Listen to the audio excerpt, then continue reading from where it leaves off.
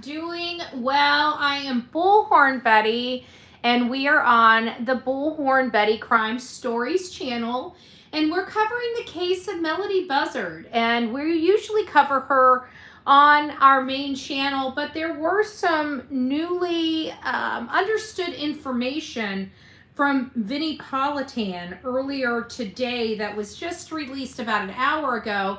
And so I was watching it and I thought, you know what, this is probably a great opportunity for us to have some discussions on different perspectives related to this case. As I was listening to him and listening to the experts, and he also had Raquel Zick on, which is the Santa Barbara County Public Information officer that provides us information related to the case. So, hey, Eeyore, Denise, it's nice to see you. Kathleen, JH, Phil, good afternoon. Good afternoon.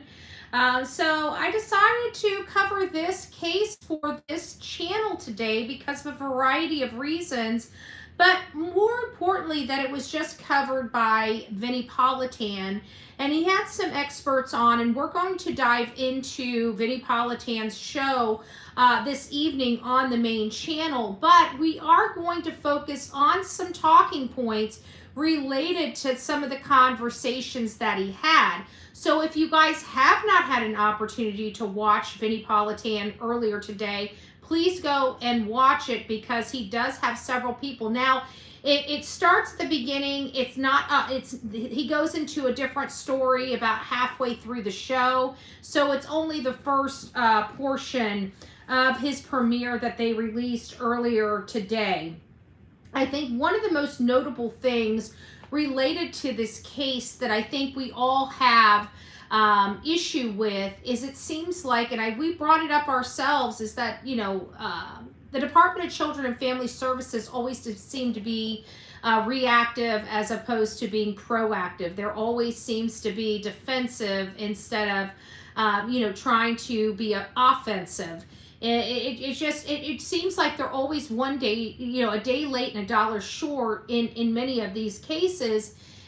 But, you know, in this particular case, we've got to go through some details because, you know, I was talking to my moderators and there's just something that just doesn't drive. Now, it could go to the mental illness. It could go to substance abuse, but we will discuss it. Oh, thank you, Mama.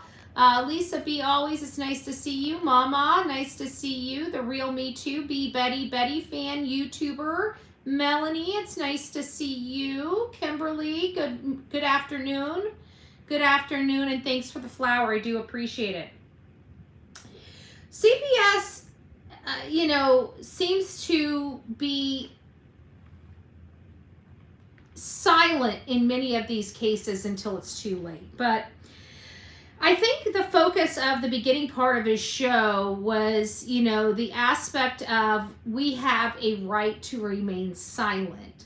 But where does that line fall when you're dealing with children, right? Because the Department of Children and Family Services, like there are so many things that I wanted to talk about, and we might dive a little bit deeper into it this evening.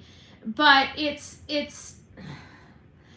whole host of things. So like they were talking about, you know, the silence, you know, can they force you to compel you to speak when you have a right to remain silent with law enforcement, you know, what is the respect of the Department of Children and Family Services? You know, are they overstepping in some cases?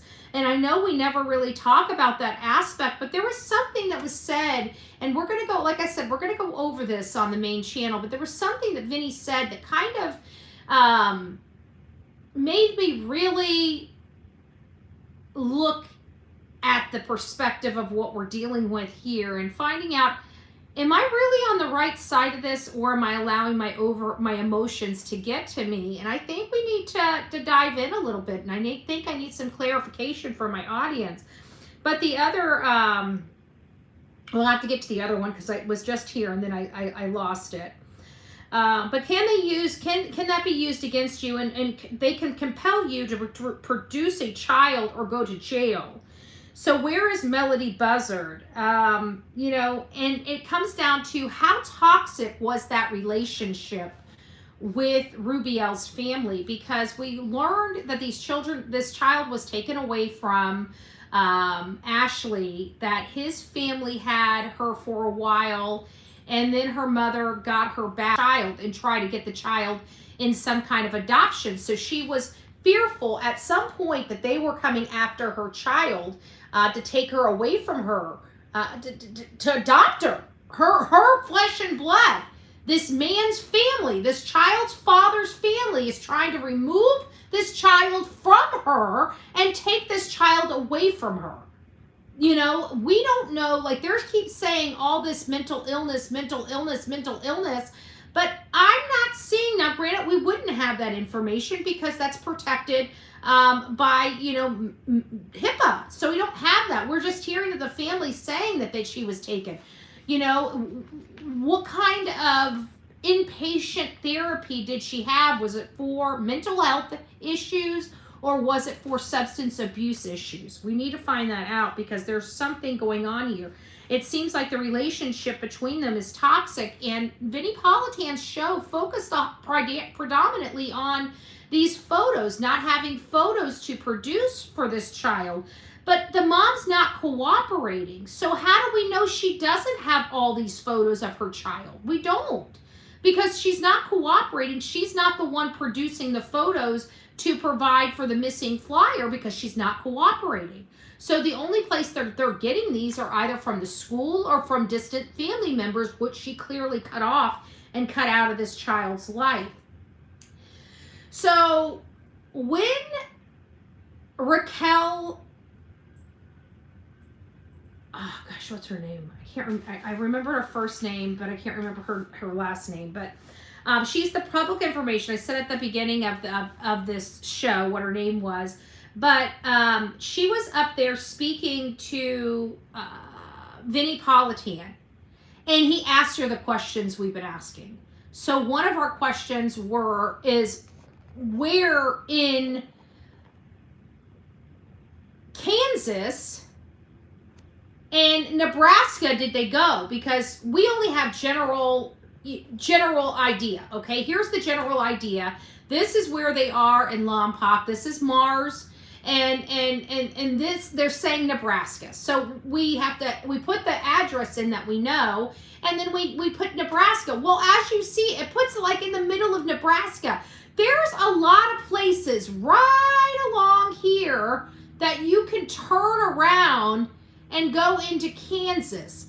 And Zick, that's her name, Raquel Zick. She's the public information officer for Santa Barbara County Sheriff's Department. And Vinnie was really trying to hone in on where, and they just won't tell us. They won't tell us because, see, look at this. I mean, like, the entire top of Kansas borders the entire bottom of Nebraska. So to tell the world that she went into Nebraska and looped around in Kansas, like where? It could be literally on any part of this border. You know, how are we going to hone in on, you know, what where people need to focus on? And so we can't she's not narrowing it down any further than what we have here, right? We don't know any more than the possibility of this child being somewhere here. I mean, we know that they came into Nebraska, but they had to, there's only a couple ways into Nebraska. So it seems like they had to go up into Nebraska here, but even down here, like they could have probably went somewhere in here and she got off on some little roads, you know, here. And then she could have turned around way up here, but because of the way they're telling us, we're showing her going into Nebraska and coming down from Nebraska and going into Kansas and coming back this way. And this may not be her path of travel. And why is this important? Because we're trying to locate people that might have some information about seeing them in this area. And if we don't know that, you know, somewhere Nebraska is where they kind of was the last pinged location in Nebraska, and they went to a new place, Kansas, right? Anywhere Nebraska to new place, Kansas, we don't know to tell the people a new place to look at their cameras. But in all fairness, Raquel Zick did give us some suggestions, right? She basically stated that and emphasized that the mother went into Nebraska and it seems like made a detour. Like the way they're not telling us this, but it sounds that like the way she went into Nebraska, she took a detour and intentionally went into Kansas for no apparent reason. That's, even though that's not what they're saying, that's what's being implied here. And that's why they threw Kansas in, because Kansas is just, there's no purpose for her to go into the state of Kansas. From what I'm gathering from these unspoken words from Raquel Zick, the PIO. So they made an emphasis that they returned through a detour in Kansas, which was odd. The time in question is the 7th, 8th, and 9th, because she was back home by the 10th, and the child was not with her. So we have a 3-day window. But the sticking point is, did you see somebody out in Nebraska or in Kansas in a white vehicle with California plates?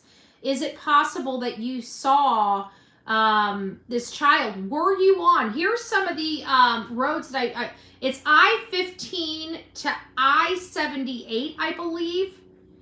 So I-15 they were on the most of the time. So I have to think during their whole trip up this way on I-15, and I think it's I-15 until it gets right about here. I think this is where they split off and this goes to a different, but I think this is all I-15 if I'm not mistaken. Let's go back to the further one. Yeah, it looks like this is all I-15, okay? Or at least this section, because I know it was like 20 hours on I-15 or through this section. So it gets up here and they just kind of go over and follow this one thing all the way up. But right when they get to the split here in Colorado is when this trajectory changes. This changes the name of the road here. But again, and I looked in the Buzzard side of the family, and believe it or not, they actually have on her father's side of the family, she has a half brother or a cousin almost with the same name as her dad. That's around her age, 48. A little bit older, but not that much older. And he lives in Colorado. So we do have family all up in this area. And I still cannot find the family that her mother was referencing that's in Ohio. I still haven't found any Ohio family. I-80, Lisa B always says.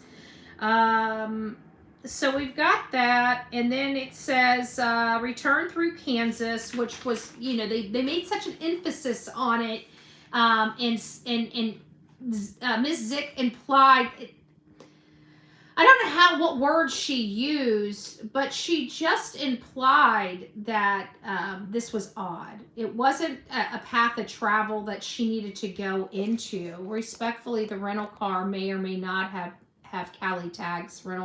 No, Clover, they identified the car and provided us the license plate number. This is the records from, this came from Santa Barbara County. They made this timeline, and as you see right here, here's the car with the California license plate number 9MNG101. Maybe you missed that, but no, they have identified the car. They know exactly what car she rented. They have the license plate of the car, and they've been able to acquire the car. I think they probably did some forensic testing on it to make sure this child is not deceased or wasn't murdered inside this car. I don't believe this child, this is one of the cases of folks that I just don't believe that this child is deceased. You know, a lot of these cases, I have this gut feeling the child is deceased. Now, I do not have a crystal ball at all, but this mother has been through a lot. Okay, she's been through quite a lot in her 40 young years. From having a baby and that baby's father being killed in a motorcycle accident when she was 6 months old, that she's dealing with postpartum depression. She's dealing with the loss of her baby's father. She's dealing with the future of the unknown. She's been through an awful lot in her 40 young years. And so I feel like if she was going to snap, she would have done it. Okay, that's just my personal opinion. It doesn't make my opinion right by any stretch of the imagination. I just feel that if she was going to snap and hurt her child, she would have already done snapped and hurt her child. She would have had, I mean, she had postpartum depression. She was dealing with that. Plus, throughout this, she's already dealt with some bankruptcies. She's already been dealing with financial ups and downs and financial woes. So I like people that deal with financial woes their entire life. The financial woes don't break them like they might break some hoity-toity person that now has 50 cents in their bank account. It is, detrimental to them, right? They don't know how to live without money. People without money know how to live without money. So I just don't see that these new financial woes being the reason why she snaps and takes her child off and unalive. It just doesn't make sense. It doesn't, granted, statistically, I could be completely off base here, but I just don't feel like that's the case. And I'm not always right, but I just feel that this is the case. And here's one of the reasons that makes me feel this way. When I first started out with this case, I did background checks on just about everybody that I could find a first and last name for and know their location to do the background check, to pull the background check.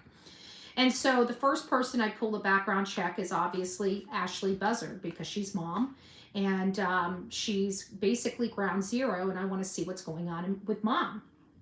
And while mom has had some, legal woes and traffic infractions and other stuff, nothing alarming that I could see. Now, granted, we don't see the Department of Children and Family Services reports because of the confidentiality, which that's another conversation in and of itself. I don't think that the Department of Children and Family Service has full confidentiality, and they need to knock it off. And we're going to have to start pressing that issue at the government level, because we need to have some type of oversight over those departments, because clearly they're not helping our children. And this whole thing that we can't see nothing because of confidentiality, I'm over it. Something's not working, and hiding the truth from the public is not helping the situation. It's just making it worse. But there was an address in Lee Street in Marshalltown, Iowa. And I couldn't understand why Marshalltown, Iowa. I thought it was a mistake. I thought it was a mistake. And so I was looking into it and like, nah, I don't think this is a mistake. And I couldn't figure it out. Hey, Big Mac Mike, nice to see you, love. And so finally we read an article the other day, and it put the puzzle piece together, okay? So what had happened is her daughter was put in foster care because her mom had some type of mental health issue where she had to go to the hospital. Law enforcement was taking her to the hospital, and her children needed to go into foster care. Somebody in Rubiel's family took Melodee, and when mom was better, she went and got her child. Well, they're like, no, we want to keep the child, right? And so they were trying to fight her for her daughter. So she splits. She goes out of state. There's the out of state. She had never been out of state before, but I see that one address in Marshalltown, Iowa. And guess what? That's the same path of travel that she's traveling here, okay? Right over here. There, you can't barely see it, but where the O is in Iowa, that's about where Marshalltown is. And she's going straight over, almost over to where she went before, okay? So this is a trip she has taken one other time before, And guess when it was? When Rubiel's family was trying to take her daughter. Why is this important? It's important because this is the reason why I don't believe she's deceased. This is the reason I believe she's okay. It's because I believe she knew that the state was gunning for her kid, and she decided the last time she was able to get her daughter out of the state, and she was able to keep her daughter. And I think that that's the same thing she's doing this time. She took her daughter out of state so the state can't take her daughter. And I think that's what we're dealing with here. Now comes down to probable cause. Can the Department of Children and Family Services force her to tell her where the kids are or the child is? This is a sticky situation, and this is a slippery slope for me because, you know, this is something when I was listening to Vinnie Politan that was splitting me in two. Because you guys know how I am with privacy. You know how I am with big government. You know how I am with people being too overly involved. However, we do have a history of negligence in the past. So, you know, a piece of me is saying, you know, we need to have oversight. But it seems to me that all this oversight we get always seems to be incorrect, you know, wrong information. They always seem to punish the people they should be providing resources for, and the kids that they're supposed to be removing from the violent homes, they seem to keep in the violent homes until they're deceased. Like, I just can't make heads or tails of what the hell the Department of Children and Family Services are doing, because in this particular family, I feel like this family deserves more resources, not this child being taken away from her. I'm sorry, there's just, now I don't know the details. There may be some details that may be uncovered that you know, the government might tell us that might make me change my mind. But everything I'm seeing here is this woman has done everything she can, you know, by the skin of her teeth to hold her blessed family together. And it's like every time she turns around, it's like if it ain't one thing, it's another thing. She's damned if she's does, damned if she don't. She's terrified of everybody taking her kids, so she just removes the child from school, homeschools the kids. Does she fall a little short? I'm sure. Everything's on her. So I'm kind of in the middle of this particular situation because there's a good piece of me that says, you know what, this is really bad for the child. You know, this kind of environment where she's isolated from everybody, it has to be very toxic for the child. And so again, it comes down to, I still believe that more resources for this family would be helpful and beneficial, such as counseling, getting them out of the house, you know, having them go to the park, having them be more sociable in the public. Isn't her time up? I feel like it's been overdate. Well, here's the good point, Clover. The issue is one thing that we did find out. There is the breaking news that we did find out from Vinnie Politan's show today is that no one, there is no order yet to produce the child. There has been no order of the court to produce the child. And this is where my issue comes in with the CPS, because what they said, what Zick said, Raquel Zick, the PIO for Santa Barbara County Sheriff's Office, stated that CPS, they're involved and can't disclose what they're doing for confidentiality. This idea that the Department of Children and Family Services has zero accountability or doesn't have a right to disclose a damn thing it makes my blood boil.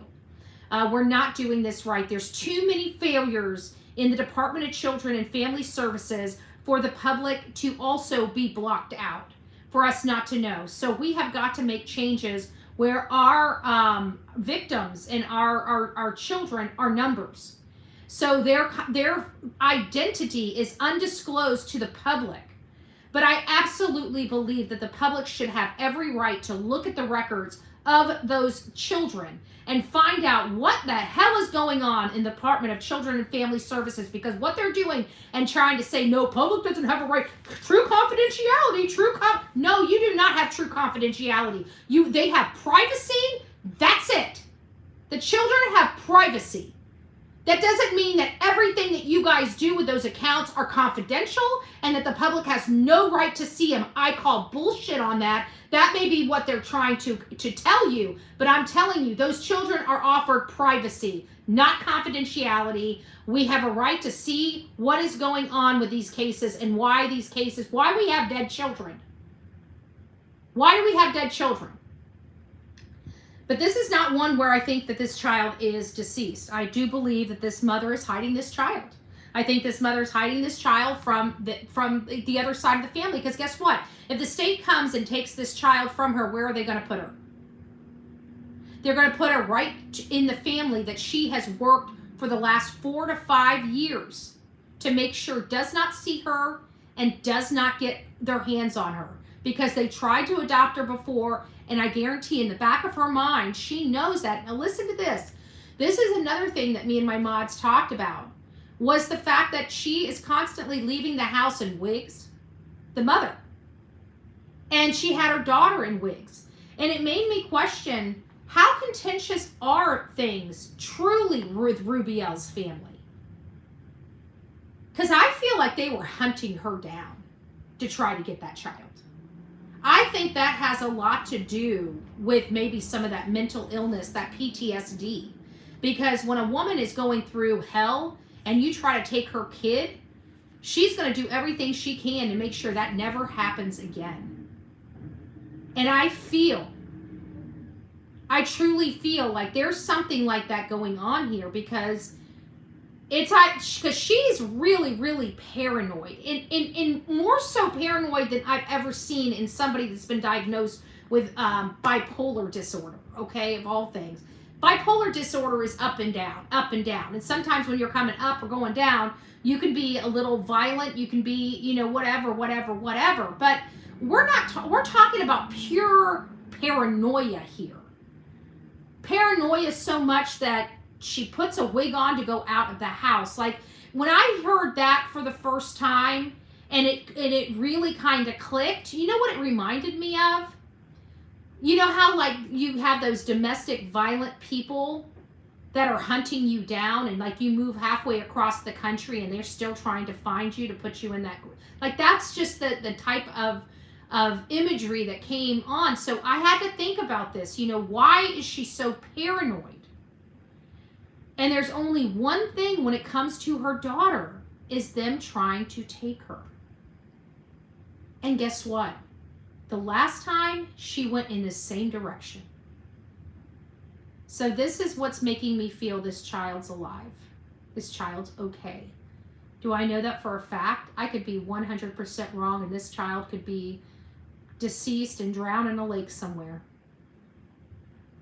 But there's just a piece of me that this particular case, if it wasn't for this previously, this path before, her going to Marshalltown, Iowa, and us talking about it, like, why? Remember I kept saying, why Iowa? It seems like her whole life's in California. Why Iowa? And then all of a sudden, Rubiel's mom gives that interview, and she connected the dots. She left the state when they tried to adopt her, and they actually hired a PI to find her. That's, I think if this child was all I had left and somebody was trying to take that child out of my life, I don't know, I think I would flee the state too. And you know what? What also helps solidify that is when the cameras finally got to her house after the 14th, after she returned on the 10th, there was a bunch of boxes in her garage, implying she's packing up, like she's leaving. So it sounds like she might be trying to meet her daughter somewhere. I think her daughter's out there, and I think her daughter, she's worried that they're trying to take her daughter. I don't know what probable cause. I mean, they're going to have to prove that her daughter was abused or neglected, and I don't think her leaving her daughter with a person that she doesn't want to disclose, as long as that child's healthy, I don't know. I mean, I'm kind of conflicted with all of this. What is the ability of our government You know, I mean, we have a right, a mother has a right to send her child wherever the hell she wants to send her child, no? If her mom wants to drive her halfway across the country, shouldn't she? I mean, just when do you have to ask the government for permission to take your child out of state? These are some of the stuff I'm having conflicting problems with, because I haven't seen any form of abuse yet. I haven't seen any reports come out saying abuse, right? We heard that she was in foster care because they needed to take her to, we heard the story. They needed to take her to the hospital. They needed to admit her. Maybe she did have a mental break, but does that mean that she should never be able to see her child again? She should never be able to be mom again? That she should be able to have her, because she had a mental break, that her daughter should be adopted away from her? I mean, there's so many things that are not sitting right with me on this case specifically, that I feel my blood boiling a little bit. And I don't know where I fit in all of this, because in normal cases, I'm all about, the Department of Children and Family Services being involved. And this one, it's like, one, they weren't really involved. All of a sudden, out of nowhere, now they want to be involved. They're saying basically they haven't seen this child in a year, that this child hasn't completed assignments in a year, and now all of a sudden they want to know where this child, it's the whole story. There just feels like there's something we're not understanding with this story. I feel like, did somebody, I still feel like a piece of this is Rubiel's family trying to find her to take the child. And maybe that's why she's acting the way she's acting. I don't know. What triggered the school to finally start prompting, the truancy protocols? Maybe a deposit was made on a rental in Kansas, or later that day to move in. Maybe. Schizophrenia. Seashell says schizophrenia. Now that could make sense. That could make sense. She might be schizophrenic. I mean, it's a tough life for children, but we can't be taking children out of homes because the parents are mentally ill. Okay, we have to provide the resources to the mentally ill parent. That's just unfair. That somebody's born with something that they can't control. And now they're faced with that. I'm sorry. It just seems like that would make their mental health a lot worse. I don't understand that.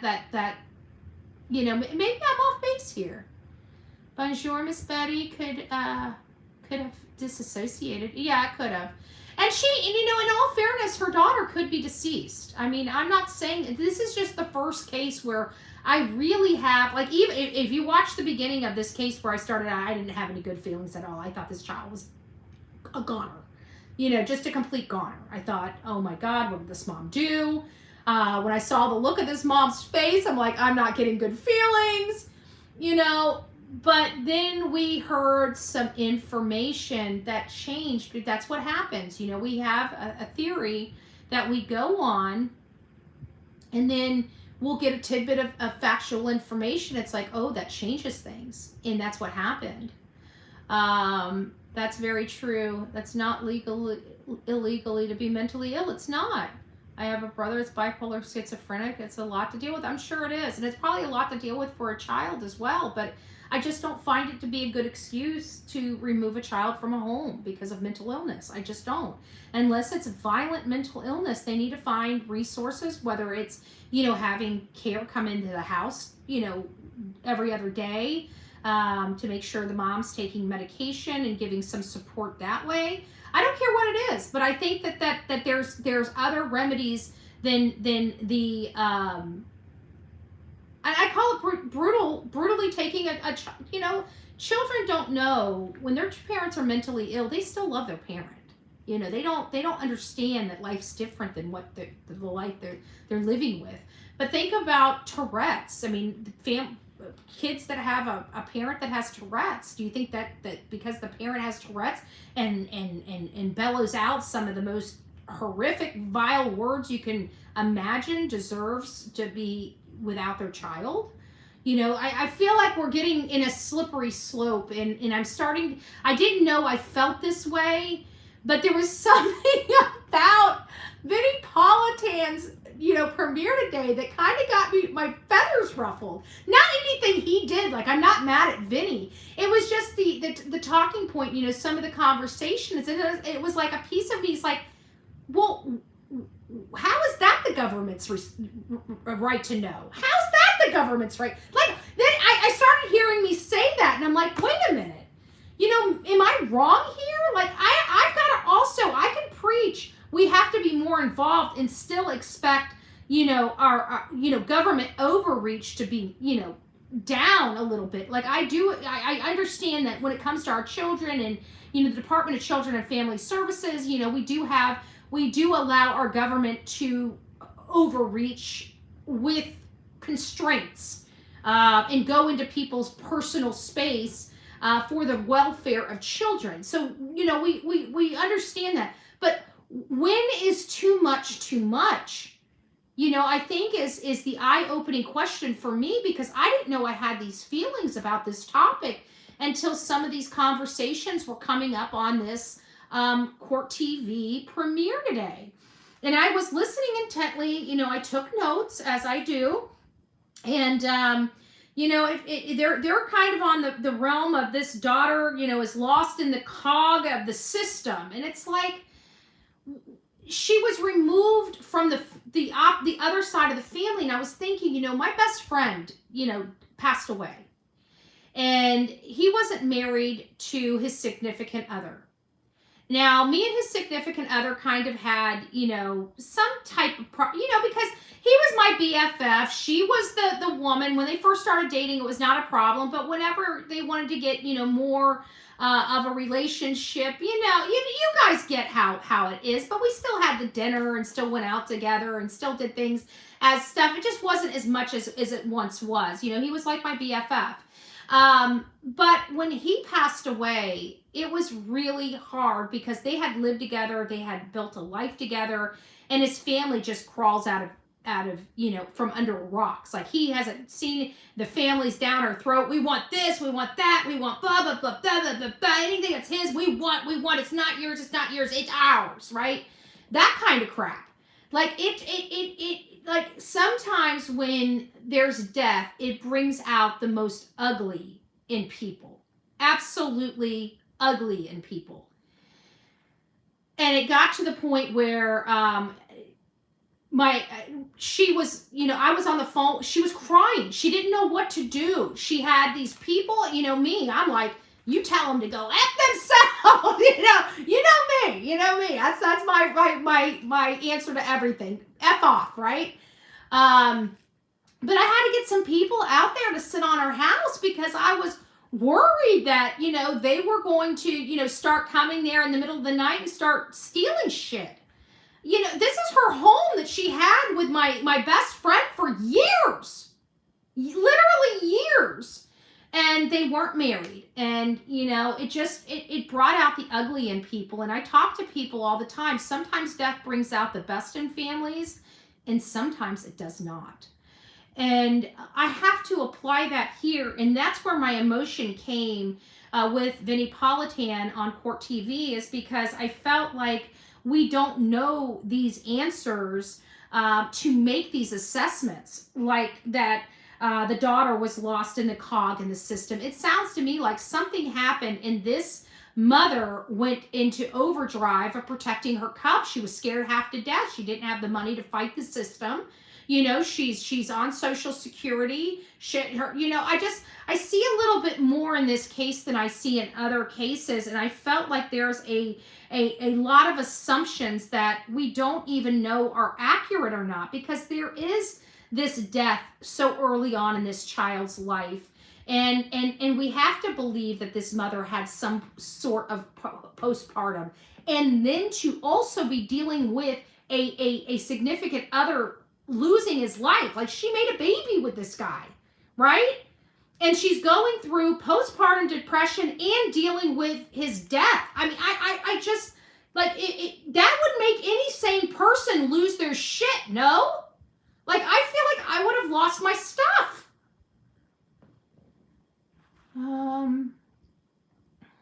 Lisa nods. It's horrid to witness. Let me see what you got. Seclusion. Hold on. What does that say? Oops, my bad. I should have said farmland. No coffee yet.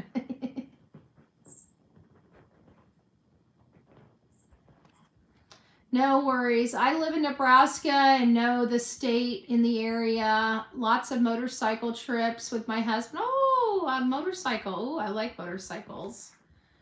I don't get on them much anymore, but I remember when my ex-husband, and he was my ex-husband at the time, he came over to brag about his new motorcycle, and he's like, because it was a running, it was a running joke between me and him because he wanted a motorcycle so bad, and we couldn't afford a motorcycle. So, you know, we always try to do something, you know.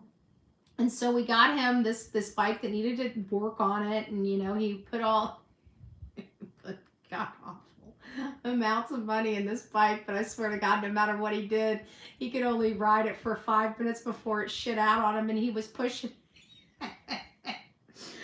So, long story, I'm crying over this because it's so hilarious to me. Okay, long story short is, you know, he pushed the bike more than he rode the bike. So I always called it push along. So anyways, I finally was like, just get rid of this fucking bike, right? It's just a money pit. Just get rid of this son of a bitch, right? So he cried that he had to get rid of his only motorcycle. He only got to ride it a few minutes, and there were so many thousands of dollars put into this. So finally, after we get a divorce, because after that, then his daughter's fiance passes away from the motorcycle wreck, and I was anti, no, we're not getting another motorcycle. You know, if you get a motorcycle, pack your shit and leave, you know, type of things, which I ended up kicking him out because we were divorcing anyways a few years later. Well, several years later. But long story short is after we got a divorce, he comes over here, he finally gets his Harley Davidson, and he gets the bike he wants. You know, he didn't have to fix it. It already ran, you know, the whole thing. So he's like, oh, come on. You've been waiting for a really long time for this ride. And I'm like, so it's just a running joke. So I get on, but I tell you what, he got out, and he's a safe driver. It wasn't that he had bad driving or anything. He was perfect at everything. But I got out there, and my anxiety started going up, and I'm just like, you're gonna have to take me up. I can't do it anymore. I can't do it anymore. They are fun, but I can't. I get so nervous anymore. So it's just, I don't know. That was the last time I was on a bike, but I shouldn't say that because every now and again I'll go to a meeting with Glenn, and Glenn will come over and he'll take me on Mad Max, and I look like the Unabomber. That's what he calls me because my hair, my hair is so, like, it's fine hair. I don't know if you got, my hair is very, like, the actual hair itself. I got a lot of hair, but the actual hair itself is very, very thin. I got very, very thin strands. Just a lot of strands, but very, very, very thin. Well, they get knotted up when I'm on a bike. So braiding, I can't braid my hair. It doesn't work that way. I have curly hair. My curls get dreaded. So the only way I can do it is pull my hair back and put a hoodie on and tie the hoodie up here so no hair can get out. And then I have to wear glasses. So it's usually because I have my black, my black sweatshirt, hooded sweatshirt. So he laughs at me. He goes, "You look like the freaking Unabomber." With my glasses. So they also said CPS always comes in a little late. And I think that's wrong. They don't come in a little late. They're already there. They just make poor decisions on the cases. And of course, my next question is, again, what's the responsibility with the government, and how many grandparents don't have photos of their grandchildren? And that was the last question I think Vinnie Politan asked was, he's got lots and lots of photos of his grandchildren. The problem here is, the only grandparent in this child's life was Lori Miranda. And from what her statement is, she has had no contact with her daughter or her granddaughter in 1.5 to 2 years. But I see her ass literally on a Google Maps photo with her granddaughter outside of that house, but it was from 2023, which could vote and be in line with that. But where's her grandma? I guarantee if her grandma's around her granddaughter, she's got a lot of pictures too.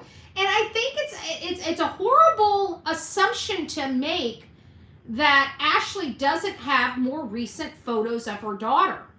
She's not cooperating with law enforcement. They're not getting the photos of Melodee from Ashlee. So I'm not sure. You know, there's a lot of stuff I just don't want to take. Again, my assessment of Ashlee may change. She may be a horrible mother that shouldn't be taking care of her daughter. But I haven't seen anything here that is screaming that yet. We still haven't determined. I mean, I still think that there are substances, and I don't want, if that's the case, you know how I feel about substances. But I mean, short of not having a substance abuse problem, not having an alcohol abuse problem, and not having violence in the home, we've never heard that Ashlee has been violent to her children. We've never heard that she beat the crap out of her children. What we've heard is we've heard rumors that she left some eggs in a pan uncooked and was seemingly going to feed them to Destiny, her older child, and they took Destiny out of her home. That's what we heard. The other time we heard was that she was having some type of, where she needed to be admitted to the hospital. We don't know for what. We can only assume it was for a mental health reason. But either way, that's not enough to have your children taken away from you or adopted out. I'm sorry, it's just not.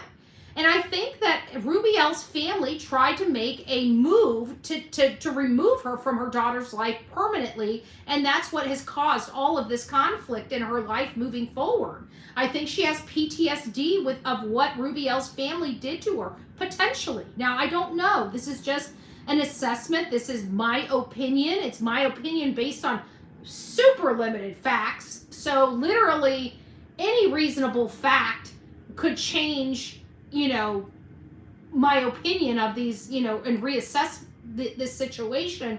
But that's where we are. You guys know now that I really believe that Melodee is alive. And I believe she's with either a friend or family member, an extended family member of Ashlee. And I think that extended family member's on her mother's side. I think that they need to be looking to see if there was another phone traveling with her, like a burner phone. I feel like she was in contact with somebody and they should be able to easily find out who that was. So why can't they? And I think that comes down to they don't have the probable cause yet for the subpoena, or the subpoena is not a priority and it's not going to come back as a priority. So I don't know where we are in this case. I'm very interested. I'm begging that this child's still alive, and you know that it looks like she just doesn't want her kid taken from her, and she's kind of put her kid somewhere to keep her kid safe from being taken from her. That's what it looks like right now for me. Ah, Turkey Man, it's nice to see you. I hope you're doing well. I hope you're doing well. Yeah, this is a case.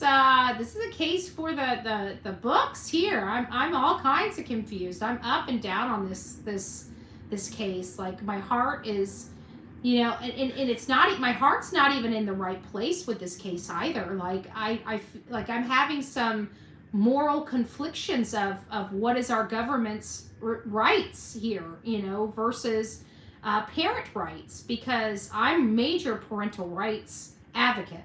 You know, I think parents should have rights to do, you know, pull their kids from school, say no to vaccine, just, you know everything about their children, period. I think that is their right.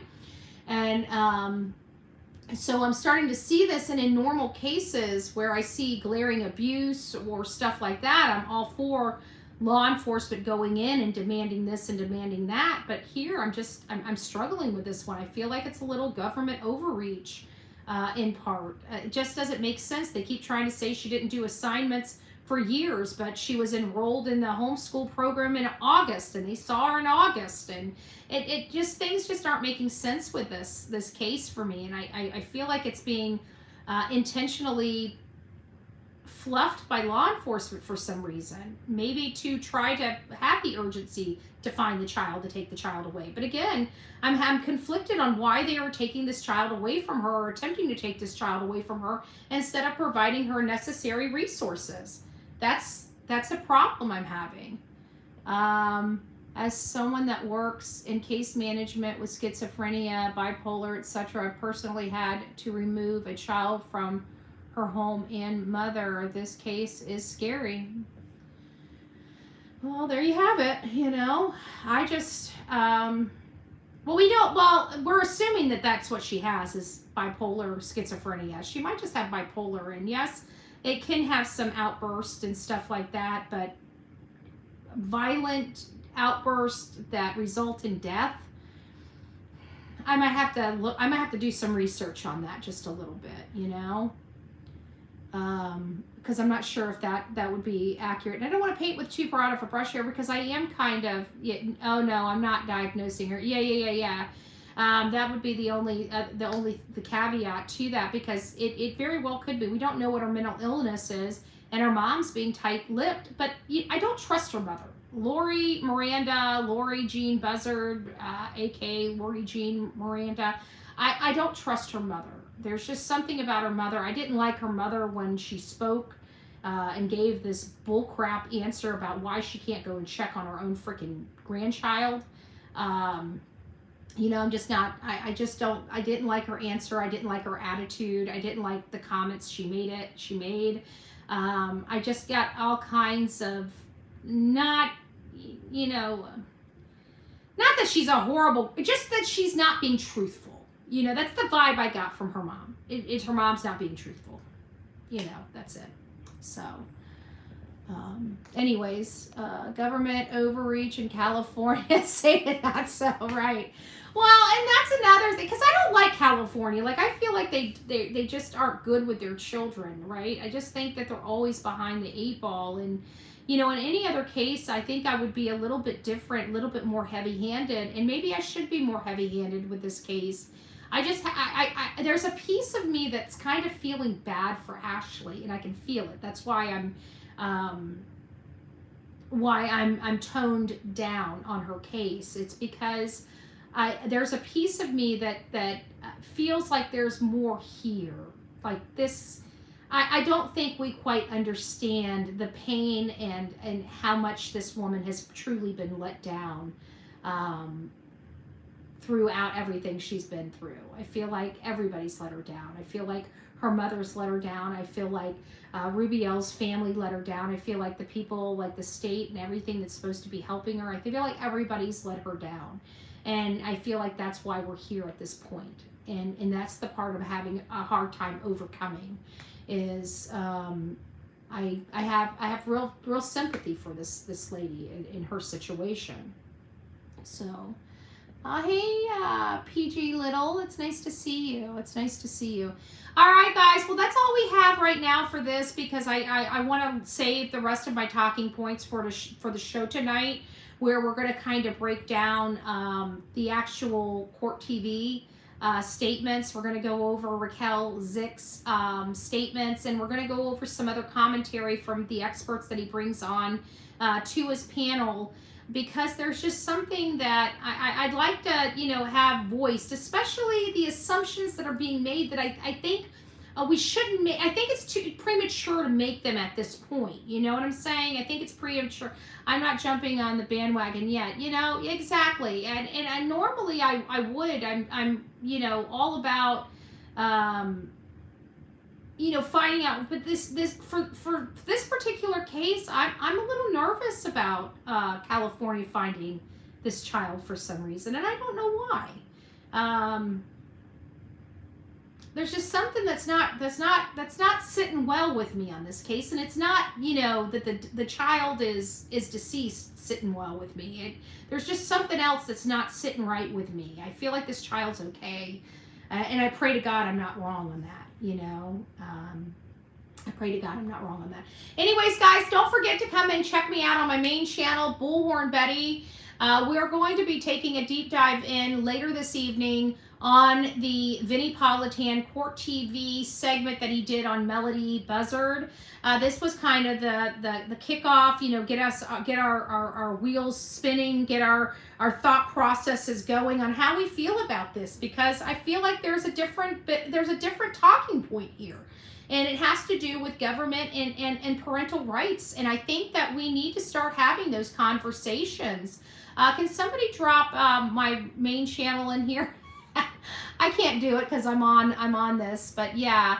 But that's really it, because I think we need to have this discussion. We've never had the discussion because we've never had a story where I felt like the parents, in part, the behavior might be somewhat justified. Not saying that it is. We're not there yet. But, you know, this case is a little different than what I'm accustomed to. You know, there it is. Thank you, The Real Me Too. The Real Me Too and B Betty just dropped the channel. If you'd like to go over there, make sure you sub up, because we put constraints on there so you won't be able to talk. If you go ahead and sub up now, when we have the conversation tonight, you'll be able to chat, go right in and chat. Hey, Veronica, it's nice to see you. But we're out. We'll chat soon, folks. So I'll see you tonight on the main channel. We're going to take a deep dive into some of these statements and some of the experts, and just, you know, we're going to gauge the audience. We're going to gauge the audience. What's too much government overreach in a situation like this? Does Ashlee have rights? Does she not have rights? Should she produce her child? A lot to be had. I'd like to know where you stand on the conversation. So we'll see you on the Bullhorn Betty's channel later today, and we'll chat about that soon. So talk to you guys later, and get your talking points. I may even open up the phone line so we can, you know, have so we're not back and forth. If we start getting where, you know, there's some really good opinions, we might open up the phone line. So be there or be square. Talk to you soon.